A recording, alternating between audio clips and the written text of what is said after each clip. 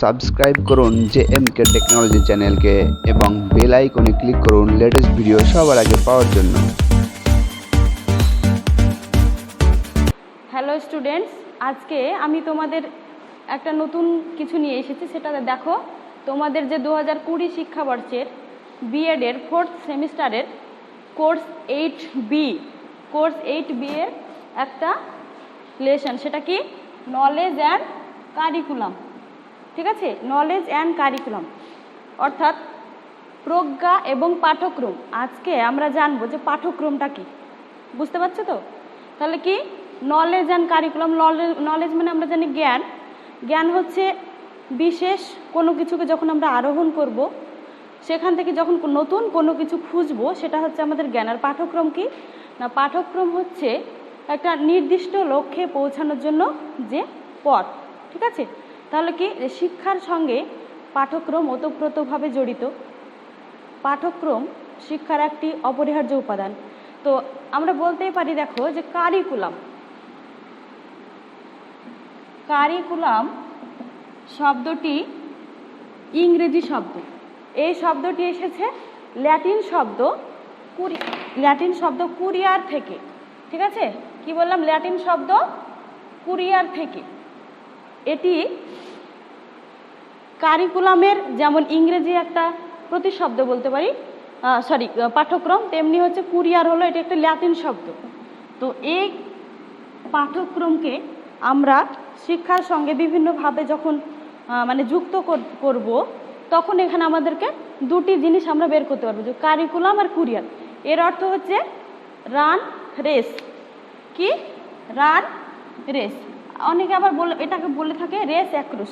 ঠিক আছে, তাহলে পাঠ্যক্রম নিয়ে আজকে সাধারণ একটা ছোট্ট আমি একটা সংজ্ঞা বলছি, যে পাঠ্যক্রম হলো সেটাই যেটাতে একটা নির্দিষ্ট গোল থাকবে এবং সেটা পরিপূর্ণভাবে পরিপূর্ণভাবে সেখানে পৌঁছানোর জন্য শিক্ষার্থীরা ওতপ্রোতভাবে চেষ্টা করবে।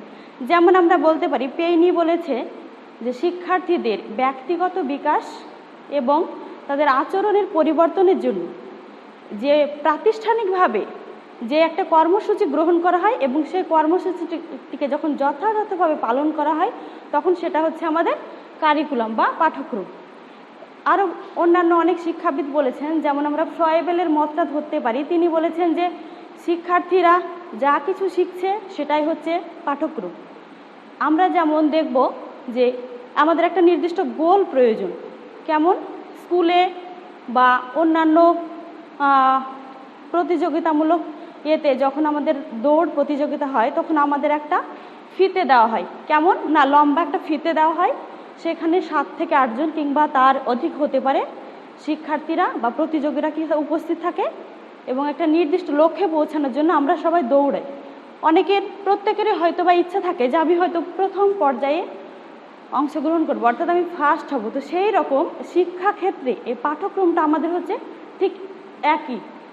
কারণ কি, আমরা এই যে কোর্স ওয়ার্কটা করছি, যেমন ধরো তোমাদের বিএডের কি 4th সেমিস্টার, আমাদের 4টে সেমিস্টার, তার মধ্যে তোমরা 3টে সেমিস্টার পার করে এসছো, এবার 4th সেমিস্টার। তো এই 4th সেমিস্টারটা আমরা করছি কি শুধুই এই প্রফেশনালি এটাকে ভালোবেসে এসছি? এখানে নিশ্চয়ই নয়, কারণ আমরা এটা একটা হল টিকিট নিতে এসেছি। কেন বললাম এটা? কারণ আমরা এই বিএড কোর্সটা যদি না করি, তাহলে আমরা পরবর্তীতে এসএসসি বা অন্যান্য টেট বলো বা আরও বিএসসির অন্যান্য পরীক্ষা, সেখানে কিন্তু আমরা অ্যাপ্লাই করতে পারবো না। এটা যেমন আমাদের হল টিকিট, তাহলে আমাদের আসল লক্ষ্যটা কি না, বিএডটা করব, একটা সুন্দর সার্টিফিকেট মার্কশিট পাবো, সেটা নিয়ে আমরা নেক্সট পর্যায়ে আমরা পৌঁছাতে পারবো। তাহলে দেখো, আজকে আমি তোমাদের পাঠ্যক্রমের এইটুকু যে ধারণা দিলাম, এরপর আমি বলবো পাঠ্যক্রমের বৈশিষ্ট্য, ক্যারেক্টারিস্টিক্স অফ কারিকুলাম। তাহলে পাঠ্যক্রমের প্রথম বৈশিষ্ট্য আমরা বলতে পারি কি, এটি হচ্ছে মনোবৈজ্ঞানিক। পাঠ্যক্রমের প্রথম বৈশিষ্ট্য হচ্ছে মনোবৈজ্ঞানিক। বর্তমানে শিক্ষা ব্যবস্থা হচ্ছে শিশু কেন্দ্রিক, অর্থাৎ চাইল্ড সেন্ট্রিক। সেখানে মনোবিজ্ঞানের মতটা অবশ্যই দরকার। কেননা পাঠ্যক্রম যখন নির্বাচিত হয়, তখন 2-1 জনের মানসিকতা, তাদের চাহিদা রুচি দেখে কিন্তু হয় না। ওভারঅল প্রত্যেকের একটা রুচি, সামর্থ্য, চাহিদা, বুদ্ধি টোটালটা নিয়ে পাঠ্যক্রম হয়। তাই মনোবৈজ্ঞানিকগত যদি দিক না থাকে যে কোনো বিষয়ের, তোমার সেটা পাঠ্যক্রম হতে পারে, অন্যান্য আনুষঙ্গিক পাঠ্যসূচি হতে পারে, সেক্ষেত্রে প্রত্যেকে সবসময় কিন্তু আমাদেরকে মনোবৈজ্ঞানিক দিকের প্রতি লক্ষ্য দিতে হবে। বোঝা গেল? তাহলে মনোবৈজ্ঞানিক দিকটা কি? যেখানে একটি শিক্ষার্থীর চাহিদা, রুচি, সামর্থ্য টোটাল ব্যাপারটাকে নিয়ে আমাদের পর্যালোচনা করা হয়। তাই পাঠ্যক্রমের প্রথম বৈশিষ্ট্য আমরা বলতেই পারি এটি মনোবৈজ্ঞানিক। দ্বিতীয় আমরা বলতে পারি যে পাঠ্যক্রমের দ্বিতীয় বৈশিষ্ট্য হচ্ছে গতিশীল। কি বললাম? গতিশীল। গতিশীল কেন না, দেখবে আমরা যখন আজ থেকে মনে করে এটা 2020 তো, যদি পিছনে যাই 2010 সালের দিকে যদি যাই, তাহলে দেখব তখনকার যে পাঠ্যক্রম ছিল, আমরা যেই বইগুলো পড়েছি, আমাদের শিক্ষকগণ যেই বইটা পড়েছেন, ওনাদের যে পড়ার যে বইয়ের যে মানে ধরনটা ছিল 2020 আজ এই পর্যায়ে এসে কিন্তু চেঞ্জ হয়েছে। সেটা সিলেবাস ভিত্তিক চেঞ্জ, টেক্সট বুক অ্যানালাইসিসগত চেঞ্জ। কারণ কি, তখন হয়তো বা গতিশীল এই কারণেই বলবো যে তখন আমরা হয়তো পড়েছি ইউনিট টেস্ট ছিল না, দুটো পরীক্ষা হতো, একটা হাফ ইয়ারলি আর একটা অ্যানুয়াল পরীক্ষা। কিন্তু এখন কি হচ্ছে, আমাদের প্রত্যেকটা কোর্স শেষে পরীক্ষা নেওয়া হচ্ছে, যেমন কি হচ্ছে ইউনিট শেষে নেওয়া হচ্ছে। সেই কারণে কি পাঠ্যক্রমটা গতিশীল। তখন শিক্ষার্থীদের চাহিদা শিক্ষকরা জানতেন না বললে ভুল, অবশ্যই জানতেন, কিন্তু বর্তমানে আরও উন্নত প্রযুক্তিগত যুগে আরও পারিপার্শ্বিক প্রতিযোগীদের সঙ্গে আমাদেরকে মানে সমকক্ষ হওয়ার জন্য পাঠ্যক্রমকে গতিশীল করা হয়েছে। কারণ আমি কালকে কি পড়েছি আজকে একই নিয়মে পড়ব তা কিন্তু নয়। আমি কালকে যেটা পড়েছি আমি তার থেকে আরও নতুনতর, তার থেকে আরও ভালো করে সেটাকে আমি কিভাবে উপস্থাপন করব সেটা আমাকে নির্দিষ্ট করে দেবে পাঠ্যক্রম। এরপরে আমরা বলবো পাঠ্যক্রমের তৃতীয় বৈশিষ্ট্য হলো এটি হচ্ছে সৃজনশীল। পাঠ্যক্রমের অন্যতম গুরুত্বপূর্ণ বৈশিষ্ট্য হলো সৃজনশীলতা বা সৃজনশীল। কেননা প্রত্যেকটা ছাত্রছাত্রী নতুন কিছু সৃষ্টি করতে মানে পারে। তাই পুরানো সব কিছুকে পাথেয় করে সে নতুন পথে চলবে এটা তো হয় না। তাই সবসময় কি করবে, যে নতুন কিছু যখন পড়বে বইয়ের মধ্যে, যেমন আমি যদি ক্লাস 3-4 বাচ্চাদেরকে দিয়ে বোঝাই, দেখবে তারা বইয়ের মধ্যে যদি ভালো ভালো ছবি দেখতে পায় তাহলে তাদের মনোযোগটা বেশি আকৃষ্ট হয়। তো সেই রকমভাবে একটা ছবি তারা দেখলো, সেখান থেকে কি করলো না সেই ছবিটার বিভিন্ন দিক নিয়ে তারা নিজেরা অনুধাবন করতে পারবে, সেটা মায়েদের কাছ থেকে হোক, স্কুলে শিক্ষকদের কাছ থেকে হোক। তাই সৃজনশীল কি, যে নতুন কিছু সৃষ্টি করা, প্রত্যেকে প্রতিদিনে নতুন কিছু সৃষ্টি করা, সেটা চিন্তন ক্ষমতা থেকে হবে, তাদের বোধগম্যতার স্তর থেকে হতে পারে। যেমন আমি হয়তো ক্লাসের 3জন ছাত্রীকে বা ছাত্রকে যদি আমি এখানে ডেকে বোর্ড ওয়ার্ক করাতে দিই, তাহলে হয়তো 3টে আমি রাউন্ড শেপ দেবো 3জনকে। এটা আমি বোঝাচ্ছি সৃজনশীলতা বোঝানোর জন্য এটা করতে হচ্ছে। তাহলে আমি যদি তোমাদের 3জনকে এখানে ডেকে নিয়ে আসি, তাহলে তোমাদের 3জনের কাছ থেকে 3টে ছবি হয়তো আমরা পেতে পারি বা পেয়ে থাকি, এটা আশা করা যায়। কেননা আমাকে যদি বলো, আমি হয়তো পুরো রাউন্ড শেপ দেখছি, এখান থেকে আমাকে দিলে কি করব, আমি হয়তো একটা স্মাইলি করে দিলাম, ঠিক আছে। তোমাদের আরও কয়েকজনকে যদি ডাকি, নেক্সট জন হয়তো এটা দিয়ে ফুটবল করতে পারে, যেহেতু এটা আমাদের কি শেপ আছে, রাউন্ড শেপ আছে। এবার অন্য একজনকে যদি ডাকি, তার যদি বোধগম্যতার স্তর একটু বা হাই হয় বা তার থেকে আরেকটু মানে উন্নত হয়, আইকিউ লেভেল বেশি হয়, তাহলে সে এখানে কিন্তু একটা কোর্স চক্র বা কোর্স করবে, যেটা আমাদের জীবন বিজ্ঞানে পড়ানো হয়ে থাকে। তাহলে আমাদের কি দেখো, এটা হচ্ছে সৃজনশীলতা। কেউ স্মাইলি করছে, কেউ ফুটবল করছে, আবার কেউ কি করছে না কোর্স করছে, আবার অনেকে এটা দিয়ে হয়তো মানুষ করতে পারে বা নিচে একটা জিরো দিয়ে আর্ট করতে পারে, মানে এটসেট্রা অনেক করতে পারে। তাহলে এখানে কি, যে পাঠ্যক্রমের যে বৈশিষ্ট্য সেটা হচ্ছে সৃজনশীলতা। কিভাবে প্রকাশ পেল, আমাদের প্রত্যেকটি ছাত্রছাত্রী, প্রত্যেকটি মানুষ কোনো না কোনো কিছু কাজ করতে অভ্যস্ত, সে পারবে। সেই কারণে পাঠ্যক্রমকে কি হতে হবে, সৃজনশীল হতে হবে, ঠিক আছে। তাহলে বৈশিষ্ট্য আরও অন্যান্য আছে। আমার আজকে মূল টপিক হচ্ছে, তোমাদের বলবো নলেজ অ্যান্ড কারিকুলামের যেটা মূল টপিক আমি পড়াবো, যার জন্য এত বললাম, সেটা হচ্ছে পাঠ্যক্রম রচনার মৌলিক নীতি। বোঝা গেল কি বললাম, পাঠ্যক্রম রচনার মৌলিক নীতি। তাই পাঠ্যক্রম রচনা করতে গেলে বৈশিষ্ট্যের পাশাপাশি আমাদের কিছু নীতি প্রয়োগ করতে হবে। সে নীতিকে পাথেয় করে আমরা একটা পাঠ্যক্রমকে কীভাবে সুবিন্যস্তভাবে সুসজ্জিত করতে পারবো সেই দিকে আমাদের নজর দিতে হবে। যেমন প্রথমে আমি বলতে পারি যে পাঠ্যক্রম রচনার প্রথম যে নীতি সেটা আমরা বলতেই পারি কি না, শিশু কেন্দ্রিকতার নীতি। শিশু কেন্দ্রিকতার নীতিটা কি? Child principal of child centric education. সেটা কি না, প্রথমে বর্তমানে শিক্ষা ব্যবস্থা চাইল্ড সেন্ট্রিক সেটা বললাম, তাই শিশু কেন্দ্রিক নীতি হতে হলে অবশ্যই একটি শিশুকে কিভাবে তাকে আমরা শিক্ষা দেব, তার বুদ্ধি সামর্থ্য অনুযায়ী সে কতটা নিতে পারবে। হয়তোবা সে ক্লাস 3-তে পড়ে, সে 5-এর অঙ্ক অনায়াসে করতেই পারে। তার মানে এই নয় যে ক্লাসের 40 জন ছাত্রছাত্রী প্রত্যেকেই পারবে না। তাহলে আমাকে পাঠ্যক্রমের নীতিকে লক্ষ্য রেখে এমন কিছু করতে হবে যে শিশু কেন্দ্রিকতার নীতিটা কেমন না, মনে করা হয় যে এখানে একজন শিশু উপস্থিত করছে আর একজন এই পাশে আছে, টিচার আছেন এখানে, ঠিক আছে। এবার এই শিশুটা তার রুচি সামর্থ্য আছে কি, রুচি সামর্থ্য আছে মোটামুটি 130 থেকে 140 IQ-এর। পরবর্তী শিশুর আছে কত, মোটামুটি ধরলাম 90 থেকে 100 লেভেলে। তাহলে আমাকে পাঠ্যক্রম রচনার যে নীতিটা কী করতে হবে, দুটো সামঞ্জস্য, যে 130 থেকে 140 IQ শিশুটি যা বুঝতে পারবে এবং 90 থেকে 100 IQ-এর শিশুটিও যাতে তাদের সমতা রাখতে পারে। সেক্ষেত্রে ইন্ডিভিজুয়ালিটি আমি একটু পরে আসছি। তাহলে কি আমাদের রুচি সামর্থ্য বুদ্ধি চাহিদা প্রত্যেকটি ক্ষেত্রে একটা শিশুর মানে এই প্রতিটি জিনিসকে গুরুত্ব দিতে হবে, তবেই একটি সুষ্ঠু মৌলিক পাঠ্যক্রম রচনার নীতি হবে। বোঝা গেল? এরপরে আমরা যদি বলতে পারি তাহলে সেটা বলবো ব্যক্তি বৈষম্যের নীতি। ব্যক্তি বৈষম্য কি, প্রত্যেকটি শিশু থেকে আলাদা।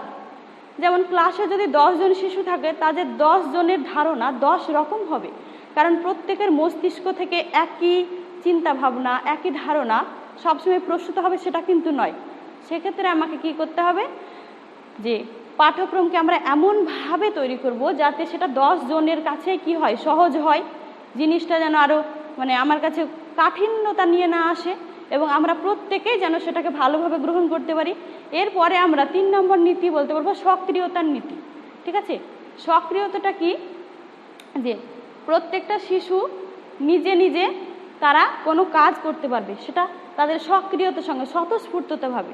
স্বতঃস্ফূর্ত কেমন হবে না, শিক্ষক মহাশয় কোনো কিছু পড়াচ্ছেন, সেখান থেকে কি করলেন, কেউ হয়তো এরও জামা টানাটানি করছে, কেউ কাগজ কুটি করছে, যেটা হয়ে থাকে আর কি, তোমরা টিচিংয়ে গেলে দেখতে পাবে।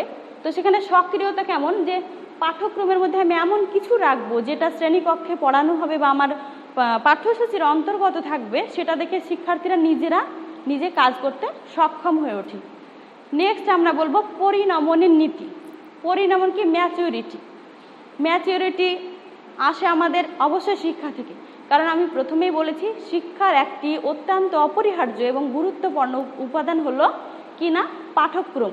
তাহলে কি আমাদের পরিণমনটা কোথায় থেকে আসবে, অবশ্যই শিক্ষা, আর শিক্ষার অন্তর্গত কি, পাঠ্যক্রম। তাহলে কি হয়েছে না, পাঠ্যক্রমের যে পরিণমন একটা শিক্ষার্থীকে দিতে পারছে সেটা অবশ্যই তার শিক্ষাগত যোগ্যতা থেকে। ঠিক আছে, তাহলে একটা 9-এ পড়া ছেলেকে আমি যদি বলি তাকে হায়ার সেকেন্ডারি ম্যাথ করতে দিলাম, তাহলে তার ক্ষেত্রে কি হবে, সেটা যদিও একটু টাফ, কিন্তু অনেকে থাকবে যাদের হচ্ছে মেন্টাল এজের থেকে ক্রোনোলিক্যাল এজ বেশি, তারা হয়তো বা এটা পেরে উঠতে পারবে। কারণ কি, আমার এখানে পরিণমনটা সবার ক্ষেত্রে সমানভাবে হবে না। তাই পাঠ্যক্রম রচনার ক্ষেত্রে আমাকে নজর দিতে হবে যে প্রত্যেকটা শিশু যাতে সঠিকভাবে তাদের ম্যাচুরিটিকে অবজার্ভ করতে পারে, তারা প্রত্যেকে যেন সমানভাবে বড় হয়ে উঠতে পারে। বোঝা গেল? এটা হলো পাঠ্যক্রমের কি বললাম, পরিণমনের নীতি।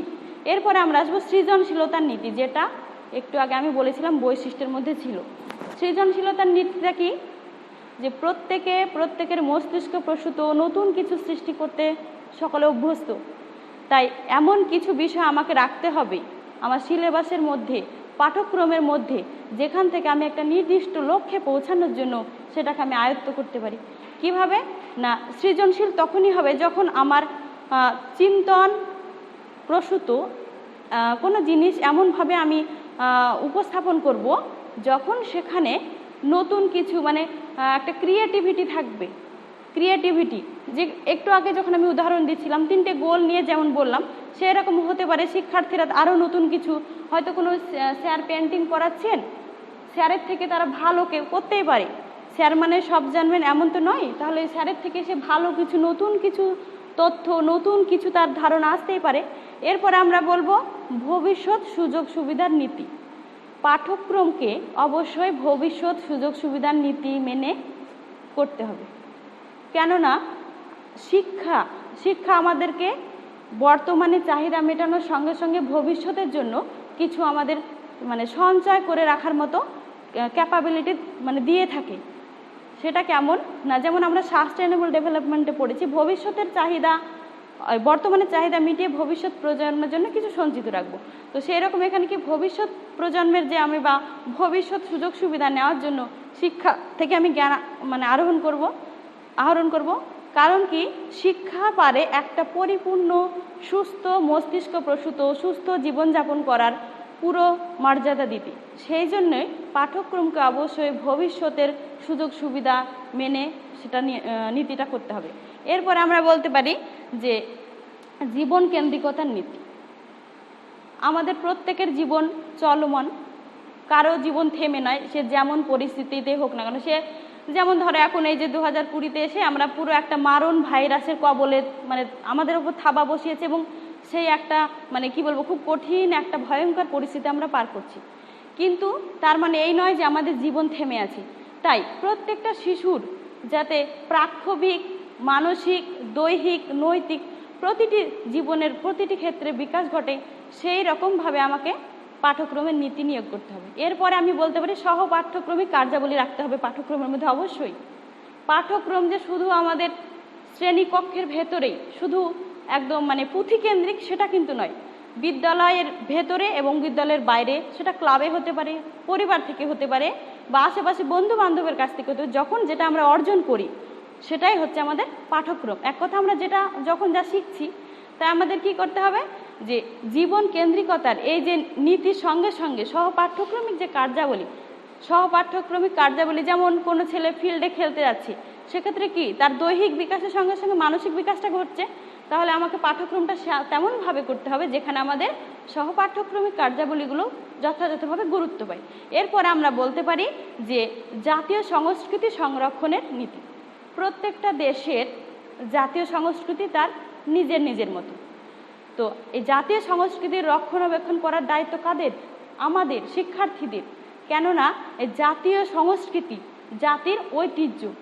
সে যে কোনো জিনিস হতে পারে, সে যেমন সামাজিক বিভিন্ন কাজকর্ম, যদি আমি পরের পয়েন্টে বলবো, সামাজিক বিভিন্ন ক্রিয়াকলাপ, যেমন ধরো তোমার পাড়াতে হয়তো 50টা ঘর আছে, 50 জন পরিবার বসবাস করে, সেখানে 35 জন মতো নিরক্ষর, বাকি 15 জন সাক্ষর। তখন আমাকে কি করতে হবে যে এই জাতীয় ঐতিহ্য, মানে আমি এটা জাস্ট গ্রামের উদাহরণ দিয়ে বোঝাতে চাইছি, জাতীয় ঐতিহ্য সংরক্ষণের পাশাপাশি আমাকে সামাজিক কিছু ক্রিয়াকলাপ করতে হবে। তাদেরকে আমি কি করব, সাক্ষরতা বা বিভিন্ন অন্যান্য যে সমস্ত মিশনগুলো হয়েছে সেগুলো দিয়ে তাদেরকে আমি অন্তত সইটা করানো জানবো, তাহলে অন্তত তাদের স্বাক্ষর মানে সইটা অন্তত করতে পারবে, তেমনভাবে আমি তাদেরকে হেল্প করব।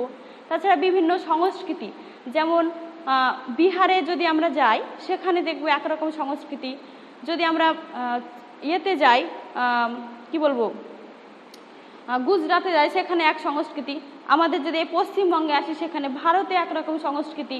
ভারতের মধ্যে বিভিন্ন বৈচিত্র্য আছে, হয়তো পশ্চিমবঙ্গে এক আছে, উত্তরবঙ্গে আরেকটু আলাদা আছে, তেমনি অন্যদিকে আরও একটু আলাদা। তাহলে সেই রকমভাবে আমাকে কি প্রত্যেকটি জাতীয় সংস্কৃতির সংরক্ষণ করতে হবে এবং একে অপরকে অবশ্যই তাদেরকে সহযোগিতাপূর্ণ মানে মনোভাব রাখতে হবে, সৌভ্রাতৃত্বের হাত বাড়িয়ে দিতে হবে। ঠিক আছে, এইভাবে আমাদের জাতীয় সংস্কৃতিটা আমরা রক্ষা করতে পারি।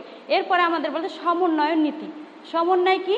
শিক্ষার সঙ্গে যে পাঠ্যক্রম যেমন ওতপ্রোতভাবে জড়িত, তেমনি শিক্ষার্থীদের মানসিক বিকাশের সঙ্গে সঙ্গে তাদের দৈহিক নৈতিক বিকাশও কিন্তু ওতপ্রোতভাবে জড়িত। সমন্বয় কিভাবে ঘটবে না, শিক্ষার্থীরা স্কুলে এসে বা কলেজে এসে তাদের বিভিন্ন জনের কাছ থেকে বিভিন্ন রকম মনোভাব তারা পেয়ে থাকবে। একই ছাদের তলায় যখন 5 থেকে 6 কিংবা তারও বেশি 2-1টা গ্রামের মানুষ শিক্ষার্থীরা এসে বসবাস করবে, তখন তাদের মধ্যে আমাদের একটা সমন্বয়গত মেলবন্ধন ঘটাতে হবে। তার মধ্যে অবশ্যই কোনো রিলিজিয়াস ব্যাপারটা একদমই আনা যাবে না, কারণ সেখানে কি আমরা সবাই সমান হয়ে থাকব। সমন্বয়টা কেন না, সমন্বয় এই কারণেই হবে যে একজনের সঙ্গে আরেকজন, দুইয়ের অধিক, তিনের অধিক, তার থেকেও বেশি যখন কোনো মেলবন্ধন, কোনো জিনিসের মেলবন্ধন ঘটাবো তখন সেটা হবে সমন্বয়, তাই তো? তাহলে সেখানে কি সেটা শিক্ষকের সঙ্গে ছাত্রছাত্রীর হতে পারে সমন্বয়, শিক্ষকের মানসিক দিকের প্রকাশের সঙ্গে সঙ্গে ছাত্রীদের যে একটা মানসিকতার যে মেলবন্ধন সেটা ঘটতে পারে। আবার একজন স্টুডেন্টের সঙ্গে, যেমন সে হতে পারে মনে করো সে হয়ে গেল হিন্দু, আরেকজন হয়ে গেল মুসলিম, অন্য একজন খ্রিস্টান, জৈন, কিন্তু যে প্রত্যেকটা ব্যাপার এই চারটি সম্প্রদায় বা তার থেকেও যখন বেশি কিছু হবে তখন আমরা সেখানে কি মেলবন্ধন ঘটাবো, যাতে শিক্ষার্থীদের সামাজিক, মানসিক, নৈতিক, বিশেষ করে নীতিগত তথ্যগুলো সেগুলো তাদের মধ্যে আনয়ন ঘটবে। এরপরে আমরা বলতে পারি নমনীয়তার নীতি। পাঠ্যক্রমকে অবশ্যই নমনীয় হতে হবে, কারণ কাঠিন্য কোনো কিছুই কারো ভালো লাগে না। তাই নমনীয় এই কারণেই আমরা বলবো যে যখন কোনো কিছুকে আমরা খুব সহজভাবে প্রথমে গ্রহণ করব, পরবর্তীতে কাঠিন্যটা নেমে আসলে আমাদের কিন্তু অসুবিধা হবে না। তাই পাঠ্যক্রমকে অবশ্যই নমনীয় হতে হবে, কারণ শিক্ষার্থীদের পাঠ্যক্রমের মধ্যে নমনীয়তা না থাকলে তাদের বোধগম্য স্তরে পৌঁছাতে সেটা অসুবিধা হবে। পাঠ্যসূচিকে এমনভাবে পাঠ্যক্রমের মধ্যে আমরা বিন্যস্ত করব যেটাতে প্রত্যেকটা শিশুই তাদের কাঠিন্যতাকে দূর করে নমনীয়ভাবে তারা গ্রহণ করতে পারে। এরপরে আমরা বলবো উদ্দেশ্যমুখিতা, যে প্রত্যেকটা কাজেরই কিন্তু একটা নির্দিষ্ট উদ্দেশ্য আছে। যে প্রথমে আমি যেটা বললাম ক্লাসের শুরুতে, যে একটা নির্দিষ্ট গোল, পাঠ্যক্রমের অর্থ হচ্ছে একটা নির্দিষ্ট গোল, একটা কেন্দ্র, ফোকাস। আমাদের কি একটা উদ্দেশ্য থাকবে যে শিক্ষাক্ষেত্রে শিক্ষার্থীদের যে পুরো ব্যাপারটা তাদের মানসিক হতে পারে, তাদের অর্থনৈতিকগত দিক হতে পারে, তাদের সামাজিকতার বিভিন্ন দিকগুলো নিয়ে তাদেরকে যখন আমরা একটা কি করব না, উদ্দেশ্যমুখীনতার দিকে ঠেলে দেব। কেননা আমরা এটাই শেখাবো তাদেরকে যে উদ্দেশ্য আমাদের খারাপ থাকবে না, কেননা আমাদের পাঠ্যক্রমটা সেইভাবে আমরা রচনা করতে দেব না বা রচনা করব না। কারণ নীতি যদি আমাদের ভুল থাকে তাহলে জীবনে চলার পথে বাকি কাজগুলো আমাদের ভুল হবে। তাই কি বললাম যে উদ্দেশ্যমুখীনতার নীতি। এরপরে আমরা বলবো যে সামাজিক কল্যাণগত নীতি, যে আমরা সবাই জানি আমরা সকলে সমাজবদ্ধ জীব, আমরা একে অপরের সঙ্গে ওতপ্রোতভাবে জড়িয়ে আমরা পাশাপাশি অবস্থান করি। আমাদের কি সামাজিকতার বিভিন্ন অবস্থান করাতে বিভিন্ন দিকগুলো ফুটে ওঠে। সামাজিক যে বৃক্ষরোপণ, এটা একটা সামাজিক ক্রিয়াকলাপ।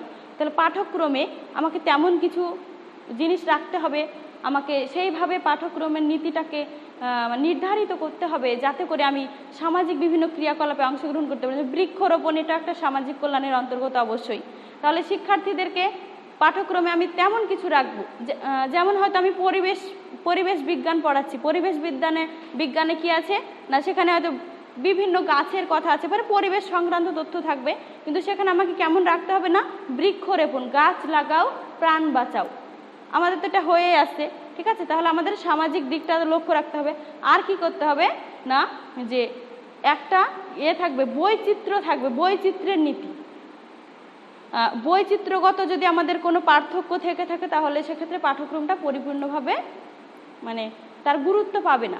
বৈচিত্র্য রাখতে হবে, যে কোথাও হয়তো আমি মনে করা যায় আমি করছি, পাঠ্যক্রম তৈরি করছি, সেখানে ক্লাস 8-এর একটা যদি বই করি, সাপোজ বাংলা বই, সেখানে আমাকে কিছু কবিতা রাখতে হবে, কবিতার পাশাপাশি গল্প রাখতে হবে, তার পাশাপাশি ব্যাকরণগত কিছু দিক তুলে রাখতে হবে, প্রবন্ধ রাখতে হবে এবং কিছু নীতি কথামূলক প্রচলিত গল্প রাখতে হবে, তাহলে সেই পাঠ্যক্রমটি সঠিক হবে। আরও বলা যেতে পারে, যেমন হচ্ছে কি বলবো, মনোবৈজ্ঞানিকগত দিকটাকেও রাখতে হবে। এছাড়া আরেকটি গুরুত্বপূর্ণ যেটা নীতি আছে সেটা হচ্ছে শিক্ষার্থীদের সর্বাঙ্গীন বিকাশগত নীতি। প্রত্যেকটি শিক্ষার্থীর অবশ্যই সামাজিক চাহিদার সঙ্গে সঙ্গে তাদের সামাজিক বিকাশ ঘটাতে হবে, তাদের দৈহিক বিকাশ ঘটাতে হবে, নীতিগত, প্রাক্ষবিক, যেটা আমি আগেই বললাম। তাহলে এই সর্বাঙ্গীন বিকাশ যদি কোনো শিশুর না ঘটে, কোনো শিক্ষার্থীর না ঘটে, তাহলে তার কিন্তু পরবর্তী পর্যায়ের প্রত্যেকটা জিনিসে কিন্তু বাধা হয়ে দাঁড়াবে পাঠ্যক্রম। এই কারণে পাঠ্যক্রমকে অবশ্যই প্রত্যেকটি শিশুর সর্বাঙ্গীন বিকাশের কথা লক্ষ্য রেখে প্রণয়ন করতে হবে। ঠিক আছে, তাহলে আজকে কি বললাম যে পাঠ্যক্রমের যে নীতিটা আজকে এই অবধি। এরপরে নেক্সট ক্লাসে আমি পাঠ্যক্রম নিয়ে এর পরবর্তী পর্যায়টা নিয়ে আরও আলোচনা করব। ঠিক আছে, আজকে এই অবধি হলো। সবাই সুস্থ থেকো, ভালো থেকো, স্টে হোম, স্টে সেফ।